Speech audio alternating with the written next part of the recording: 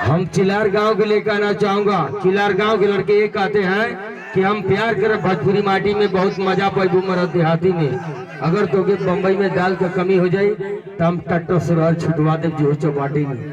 ये खाली लव करके देखा हाई यूपी बिहार बनारस मथुरा काशी में तो के गुड़ भेले के कबो कमी ना होगी। हम पार्क में उगता देव जापान गुवाहाटी में एकदम खुश हो जाबू। हाई मर्द पाके भोजपुरिया जीवन साथी में स्वाग रात का गोटा का धुआं का जब तो के माछा ना का दिखाड़िया के पार्टी में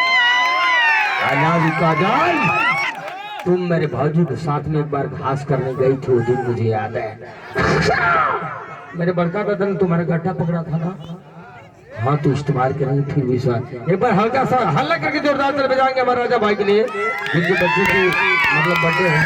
दादा नमस्कार अपना पप्पू भैया, आप बड़े भाई हैं राजा भाई के, जो बहुत अच्छे कलाकार भी हुआ करते थे। गाड़ी वाड़ी हट गई है ना, एक और गाना होगा ना। अरे अखिया बात है अड़त हुई चेहरा चांद के दिल में गड़त हुई कहा कि हमसे बात का छुपाव थी पगली तोरी अदा पर जरूर कोनो चिलार गांव का लड़का मरत हुई।